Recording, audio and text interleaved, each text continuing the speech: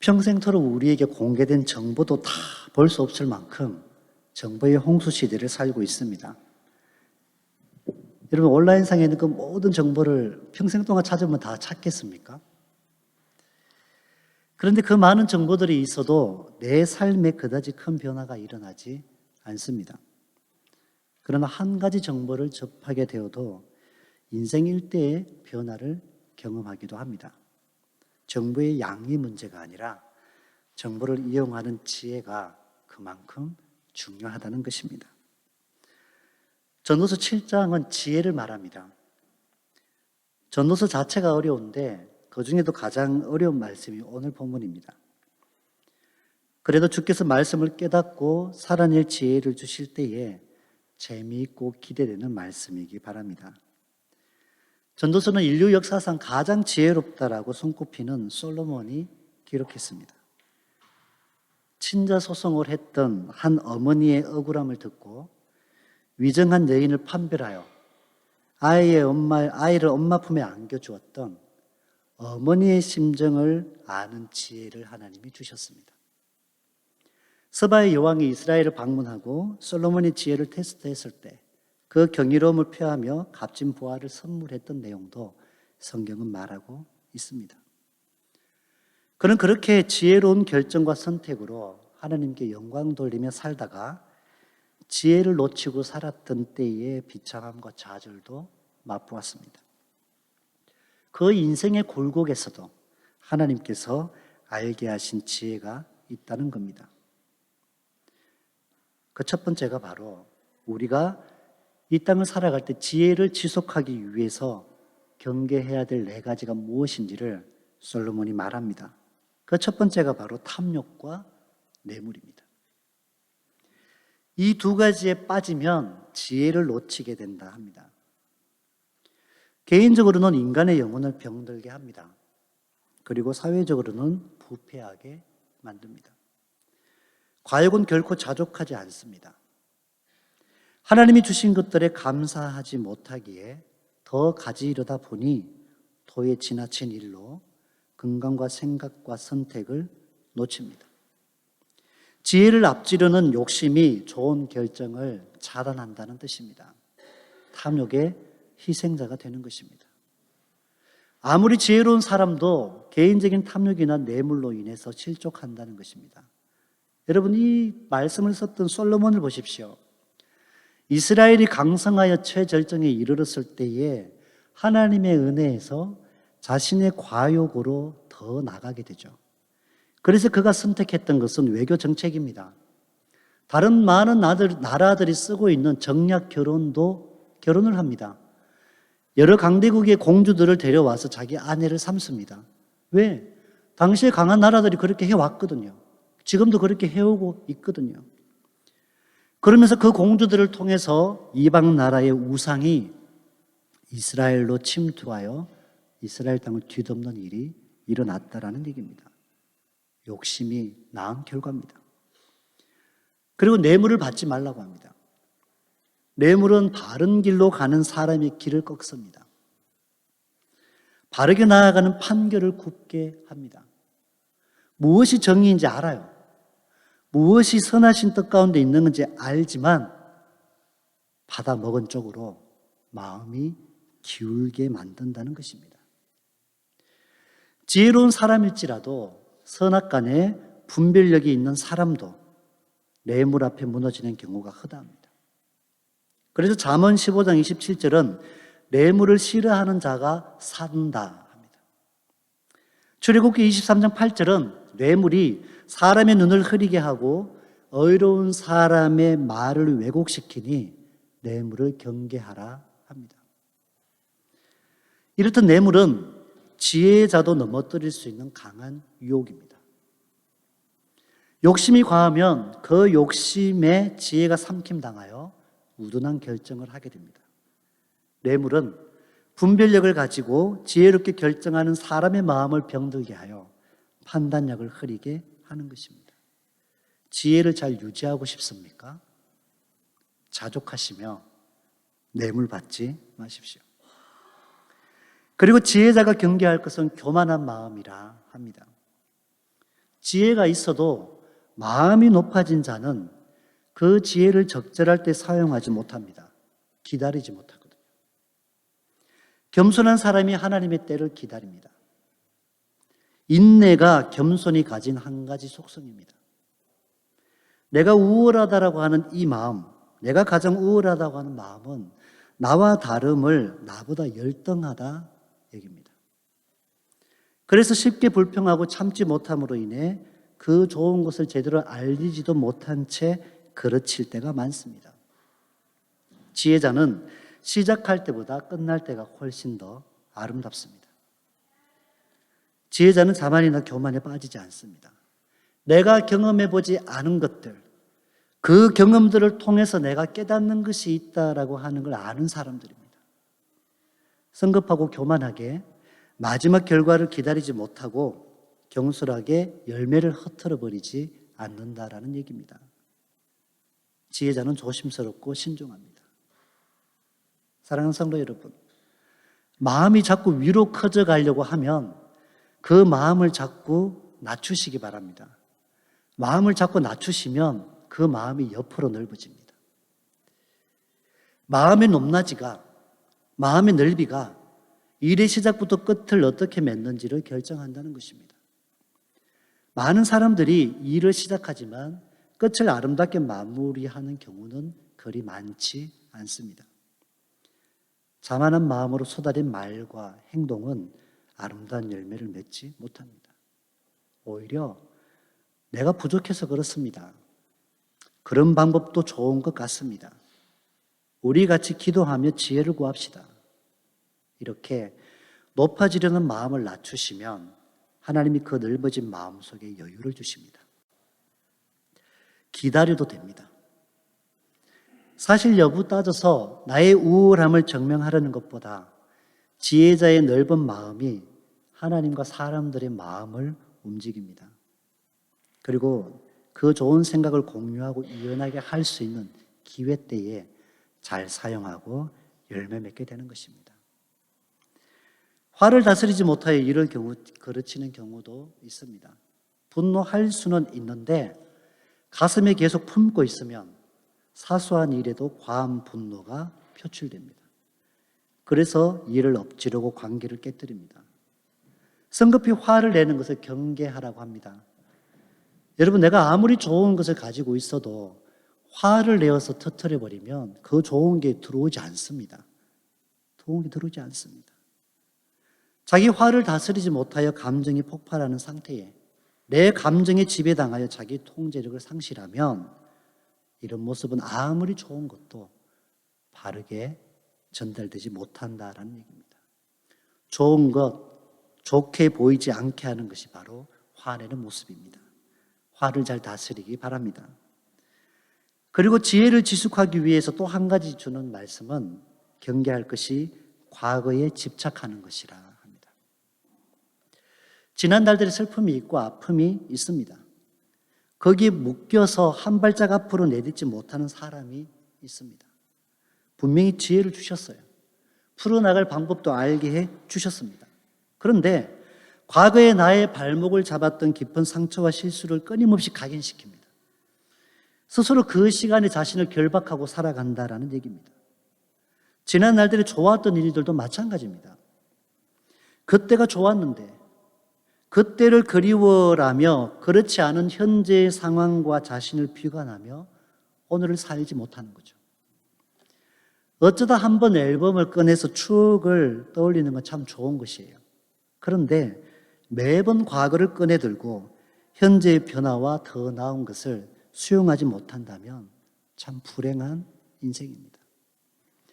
그것이 고난이었던, 형통이었던 한 걸음 더 내딛기 위한 발판이 되시기 바랍니다. 과거에 집착하는 아집을 내려놓고 미래를 바라고 현재를 살아가시기 바랍니다. 전통이라는 것이 있습니다. 과거로부터 계속 이어져 왔던 것입니다. 그 전통은 우리가 반드시 고수해야 하는 겁니까? 시대와 상황에 따라서 별로 의미가 없는 것들이 있습니다.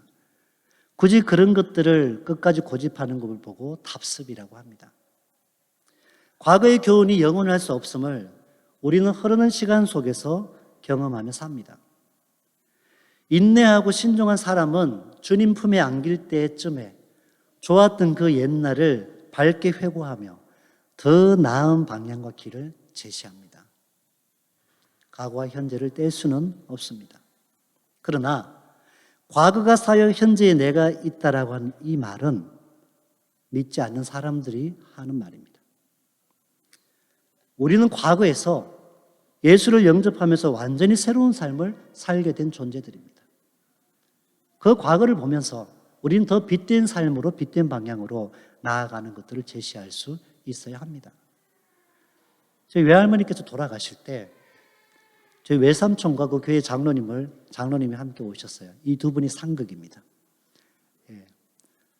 서로 얼굴도 대면하지 않고 어떤 사건 때문에 서로 얼굴도 마주치지 않고 삽니다. 할머니 그러시더라고요. 지난 날들에 서로 좀 부족해서 좀 실수해서 그럴 수도 있지. 그걸 이 좋은 교회에서 왜 그렇게 삽니까? 이제 화해하세요. 제가 지금 하나님 품에 안기기 전에 마지막 소원입니다. 두 분 악수하고 화해하세요 했더니 그 자리에서 두 분 악수하고 안고 화해하고 그 다음부터 잘 지내게 됐습니다. 여러분, 과거를 계속 어두움으로 끌고 들어가지 마십시오. 빛된 삶으로 나아가기 위해서 제시하시고 그것들을 여러분 기억할 수 있기 원합니다. 오늘 말씀에서는 과거가 왜 지금보다 더 좋아? 라고 묻지 말라고 합니다. 그 질문 자체가 어쩌면은 지금의 삶의 부정성을 키웁니다. 어쩌면은 현재의 삶의 가치를 격화시킬 수 있습니다. 과거에 매여 사는 것에 안주하게 만든다라는 얘기입니다. 현재를 보게 하시고 미래의 날들을 기대하며 현재를 살아갈 수 있도록 그것이 지혜로운 사람의 삶이라고 말하는 것입니다. 오늘은 어떤 것에 감사가 넘쳤네. 하나님이 너를 참 많이 사랑하시는구나. 내일도 하나님께서 어떻게 도우실지 너무 기대된다. 이렇게 살아가는 지혜로운 삶이 되기 바랍니다. 지식이 많은 사람이 있습니다. 오늘 말씀은 재물과 지혜를 비교하고 있습니다. 재물은 지식을 시간 들이고 노력해서 지식을 사용할 수 있는 기회가 더 생기게 합니다. 재물을 소유한 것과 그런데 다른 유익이 지혜에 있다라고 말합니다. 왜 지혜와 재물이 차원이 다른 유익을 줄까요? 재물이 진정한 가치를 바라는 것은 지혜를 통하여 밖으로 흘러나갈 때입니다. 재물이 지혜에 종속되어 있을 때 선하게 사용됩니다. 지혜의 가치를 향상시키는 것이 재물의 용도라는 겁니다. 그러나 재물로 지혜를 살 수는 없습니다. 11절 말씀을 지혜는 유산같이 아름답다라고 번역을 합니다. 지혜와 돈은 공통적으로 그것을 소유한 사람의 생명을 보호하는 역할을 합니다. 제가 언젠가 대기업의 대표이사의 별장에 가봤던 적이 있습니다. 깜짝 놀랐습니다. 사람 한 명 겨우 들어갈 대문 하나가 그때 당시에 800만 원 하더라고요. 지금은 한 몇 천만 원 하겠죠. 그리고 집의 바닥부터 위에까지 다 보안 장치를 해놓습니다. 테라스를 넓게 들이웠는데 유리로 다 막았는데 다 방탄 유리입니다. 그리고 진돗개 몇 마리 앞에 키우고 있습니다. 왜 저렇게 살까? 뭔가 신변의 위협을 느끼는 거예요. 뭔가 신변의 위협을 느끼는 거예요. 그랬더니 그 많은 물질을 들여서 자신의 생명을 지키기 위한 일들을 하더라고요. 그런데 지혜 있는 사람은 어떻습니까? 그런 일들을 발생할 걸 미연에 차단하죠. 궁극적으로 사람들의 마음에 앙심을 품는 일들을 안 합니다. 사람들의 마음에 선한 것들을 흘러보내서 그 사람들의 마음을 좋게 합니다. 돈으로 할 수 없는 것을 지혜는 한다라는 얘기입니다. 지혜를 유산받는 것처럼 좋게 여기시기 바랍니다. 지혜도 돈도 사람을 보호합니다. 그러나 지혜가 돈보다 더 귀합니다. 지혜는 돈으로 할 수 없는 생명을 살리는 유익도 줍니다. 지혜이신 하나님을 보십시오. 고린도전서 1장 25절은 이렇게 말합니다. 하나님의 어리석음이 사람보다 지혜롭고 하나님의 약하심이 사람보다 강하니라. 하나님의 어리석음이 어떤 사람의 지혜보다 강하다고 합니다. 그 어리석음으로 하나님께서 행하신 일이 무엇입니까? 우리를 구원하셨습니다. 십자가의 도가 미련해 보이지 않습니까? 보고만 있지 않으면 미련하기 짝이 없습니다. 왜 하나님의 아들이 천한 모습으로 와서 모든 죄를 뒤집었습니까? 그리고 십자가는 왜 오르십니까? 미련해 보이는 하나님의 이 결정이 우리의 생명을 살리셨다는 얘기입니다. 하나님의 그 참지의 가운데 우리가 거하고 살아가는 것입니다. 그리고 13절에서 밝히는 전도서의 중심은 하나님이 행하신 일입니다. 인간의 이성의 선상에서 아무리 판단하고 결정해도 전혀 알 수 없는 전혀 다른 차원에서 일하시기 때문에 우리가 다 이해할 수도 없고 하나님의 어떤 일에 영향을 미치지도 못한다 합니다. 하나님께서 구부려 놓으신 걸 누가 펴겠습니까? 하나님이 펴신 일을 누가 구부르시겠습니까? 참된 지혜는 하나님의 섭리를 겸허히 인정하는 것입니다. 이게 안 되니까 삶이 고달픕니다. 이게 안 되니까 기쁨이 없습니다. 이게 안 되니까 왜 이런 일을 허락하시는지 알 수가 없는 겁니다. 나의 한계와 약함을 알고 하나님의 영원성을 인정하며 오직 주님의 사랑에 의존하는 삶을 살게 하는 것입니다. 하나님의 약하심조차도 인간의 어떤 강함보다 강합니다. 그것이 그리스도 예수의 십자가입니다. 주께서 허락하신 것들에 자족하며 살아가게 합니다. 그래서 14절에서 솔로몬은 앞길이 막힘도 앞길이 트임도 모두 하나님의 일하심에 있음을 믿음으로 수용하라 하고 있습니다. 그래서 삶을 어떻게 받아들일지 알려줍니다. 언제나 형통하거나 언제나 공고한 인생은 없습니다. 형통할 때 기뻐하지 못하면 공고할 때도 기뻐하지 못합니다. 평생 기뻐하지 못하고 누리지 못하고 삽니다. 공고할 때도 항상 낙을 누리며 살면 하나님 주신 뜻을 듣는 음성을 듣는 시간을 갖지를 못합니다. 사람은 형통할 때 주께 감사하며 그 행복을 누립니다. 공고한 날들에는 나의 모습을 하나님 안에서 되돌아보는 것입니다. 왜 이 상황을 허락하셨는지를 보는 거죠. 친밀한 교제 속에 주시는 공고함은 나의 믿음을 테스트하는 것이고 주님과 멀어진 나를 주께 붙여놓기 위해서 주시는 고난은 그 고난을 통해서 주님의 뜻을 알게 하십니다. 공고할 때 주님께 그 뜻을 묻고 살펴보시기 원합니다. 즉시 다가올 시간에도 공고함일지 형통함일지 알지 못하는 우리의 인생이집니다. 장래에 대한 무지는 하나님을 더욱더 의존하게 합니다. 하나님을 더욱 의존하시기 바랍니다. 하나님은 인간의 계산을 넘어서 계십니다. 주께서 정하신 일을 누구도 바꿀 수는 없습니다. 그 모든 섭리들을 믿음으로 인정하며 나아가기 원합니다. 매사에 하나님을 의존하는 삶이기 바랍니다. 여러분이 하나님을 의존하며 살아갈 때 자녀들이 배웁니다. 말씀을 묵상하며 말씀대로 살아가는 모습이 기도하는 가운데 나의 인간적인 뜻을 쳐내고 하나님 뜻대로 선택하고 결정하는 영성으로 사는 생활이 자녀들에게 하나님 경외하는 법을 가르치는 것입니다. 이것이 지혜입니다. 내 뜻대로 자녀를 컨트롤 해보겠느라고 장께 내지 마십시오. 그러면 자녀도 부모에게 장께 내어 그 상황을 피해갑니다. 똑같습니다. 너무 똑똑한 자녀 좋아하지 마십시오. 하나님 도움 필요 없이 내가 다 한다 자부하고 삽니다. 그러다 세월이 많이 흘러서 상황과 환경을 통해 나의 한계를 절감하며 그 교만이 꺾일 때까지 기다릴 이유가 없는 것입니다. 어릴 때부터 하나님을 의존함으로 주님이 주시는 지혜로 하늘의 가치를 담아내고 흘러보내는 그런 자녀들로 자라도록 우리가 먼저 하나님을 더욱 의존하시기 바랍니다. 형통한 날들이 하나님께서 주신 복인 줄 알고 주께 감사를 표하며 기쁨을 누리시기 바랍니다.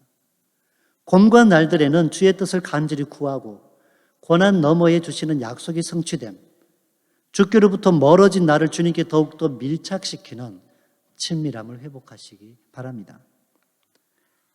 어릴 때부터 육신의 부모인 나를 의지하기보다 내가 의지하는 하나님을 의존하는 자녀로 교육하시기 바랍니다. 저는 어릴 때 아버지의 두 가지 모습을 보고 충격을 받았습니다. 우리 아이들 중학생 친구들 만날 때, 우리 나나 정도 나이 때 산에서 막 칼싸움하고 놀았습니다. 아카시아 나무 껍질 벗겨가지고 친구도 막 칼싸움하고 놀다가 산을 한 2개 좀 넘어갔더니 그 산 언덕이 다 복숭아 가수원이더라고요. 배가 많이 고팠죠.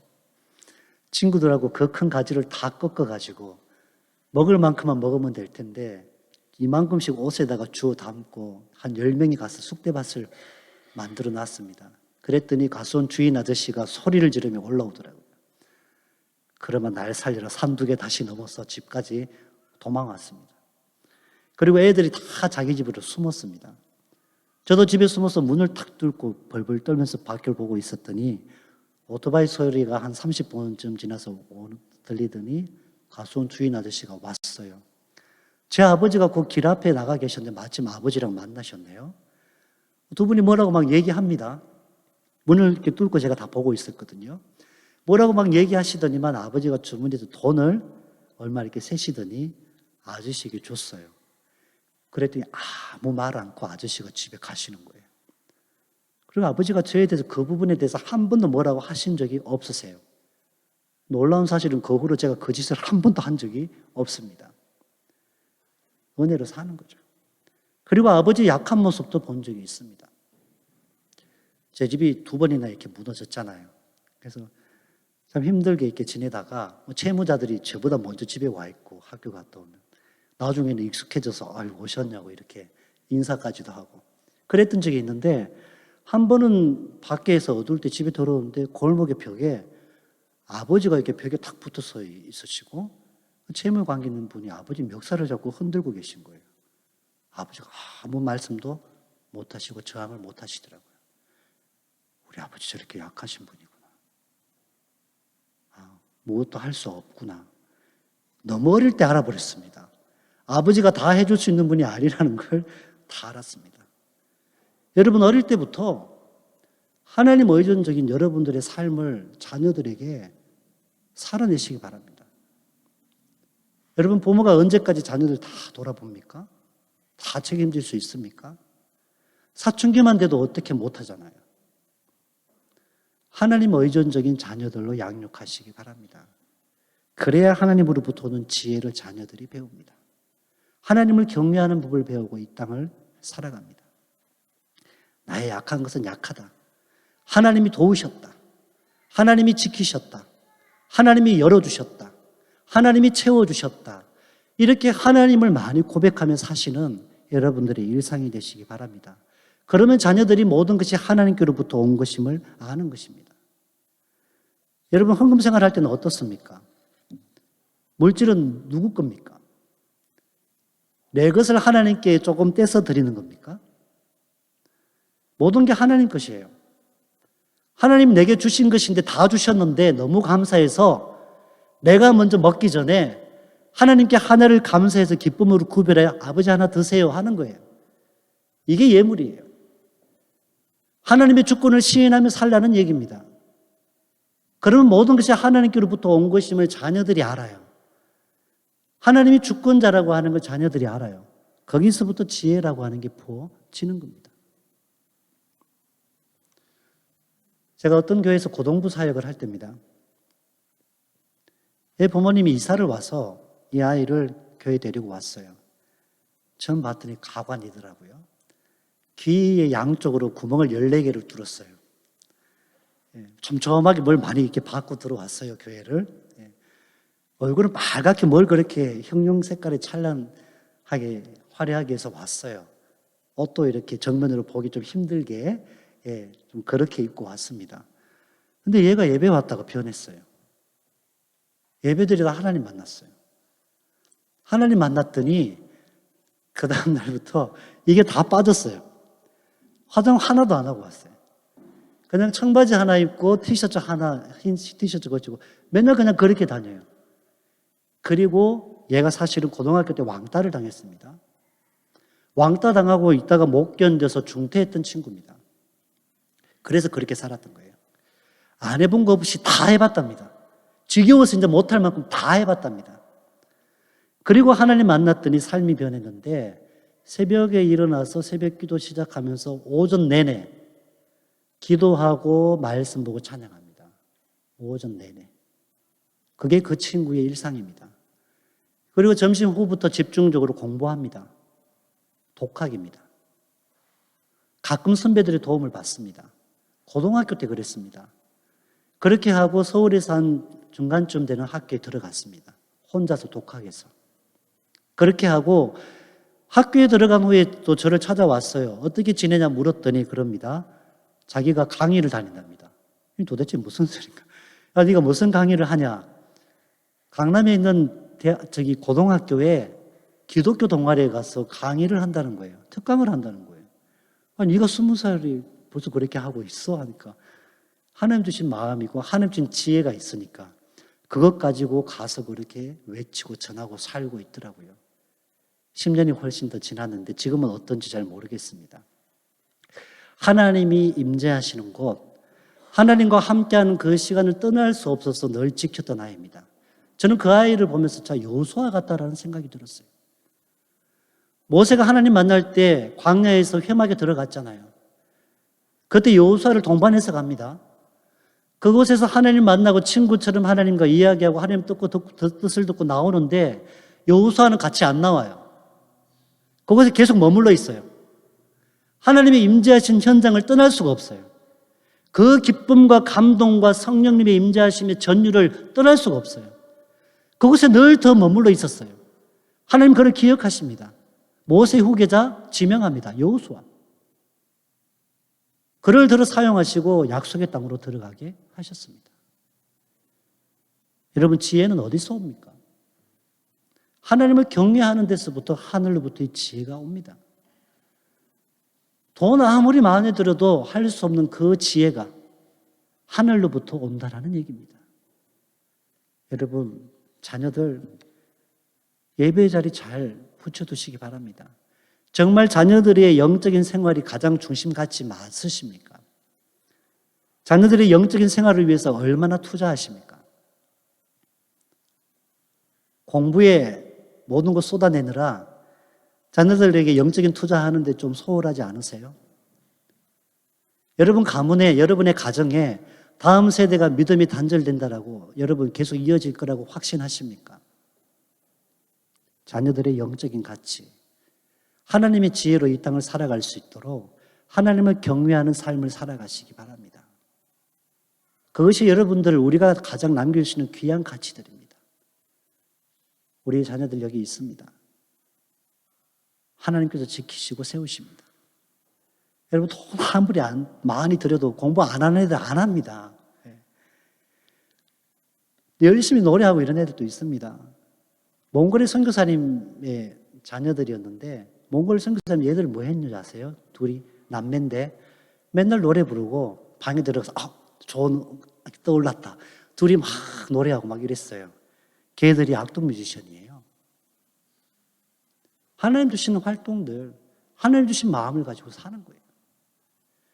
자꾸 내가 무엇인가 내 힘으로 의지로 묶어두려고 하지 마십시오. 하나님이 경외하는 법을 여러분들이 살아내시기 바랍니다. 하나님 의존적인 삶을 살아가시기 바랍니다.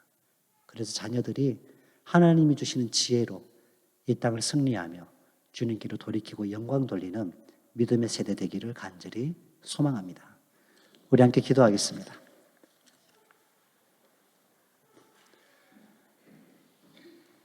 하나님, 순간의 어떤 이득과 유익 때문에 천금으로도 살 수 없는 하나님의 지혜를 포기하지 않게 하옵소서.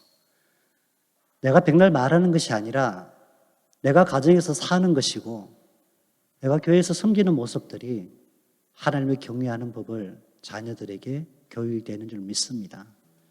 하나님, 우리의 자녀들 영적인 가치로 세워질 수 있도록 이 영적인 자산들을 잘 이어주고 물려줄 수 있는 우리가 되게 해주십시오. 하늘로부터는 지혜로 세상을 주께로 돌이키는 여호수아 같은 우리의 자녀들 되게 해주옵소서.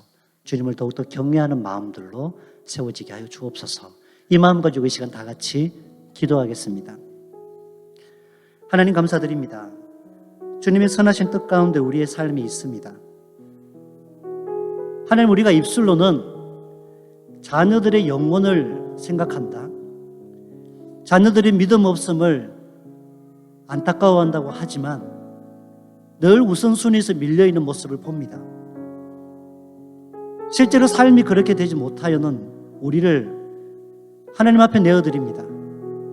정말 이 자녀들 하나님께서 내게 보내주신 하나님의 자녀들이다, 하나님 잠시 내 손에 맡기셨다, 이 마음 가지고 더욱 하나님 의존적인 우리의 삶이 되게 해주시옵소서. 하나님을 경외함이 지혜의 근본임을 압니다. 하나님을 섬기는 것이 기쁨이고 행복한 우리가 되기 원합니다. 하나님의 교회에서 섬기는 우리의 모습들이 아름다운 순종과 섬김이기 원합니다.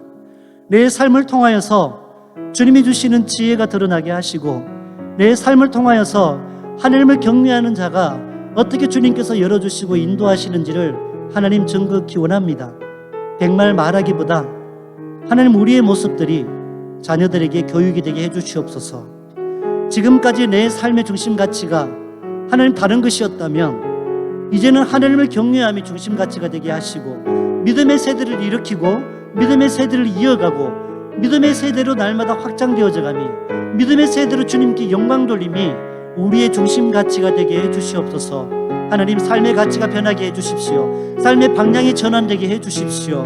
가장 먼저 하나님, 우리의 자녀들의 영혼을 기억하며 우리의 자녀들의 영혼을 하나님 두 손에 올려드리는 우리의 삶이 되게 해주시고, 하나님 주신 것들 가지고 주님을 드러내며 주님을 알리는 우리가 되기 원합니다. 내가 먼저 주님을 경외합니다. 내가 먼저 주님 우선주의로 살겠습니다. 내 삶을 통하여 세상과 다른 방법으로 역사하시는 주님이 우리와 함께하는 사람들에게 증거되게 해 주옵소서. 주님, 다음 세대가 믿음의 세대로 일으키며 하나님, 우리의 가정이 주님 주시는 소망이 날마다 이어져가는 가정, 우리 교회가 하나님 안에서 날마다 세대와 세대를 일으키며 믿음의 세대로 주님께 기쁨되는 복된 교회 되게 해주시옵소서. 우리의 자녀들이, 이 다음 세대들이 어두움을 세상에서 몰아내고 하나님 나라를 회복해 나가는 여호수아와 같은 주님의 자녀들 되게 해주시옵소서. 하나님이 이루실 줄 믿사오며 예수님 이름으로 간절히 기도합니다.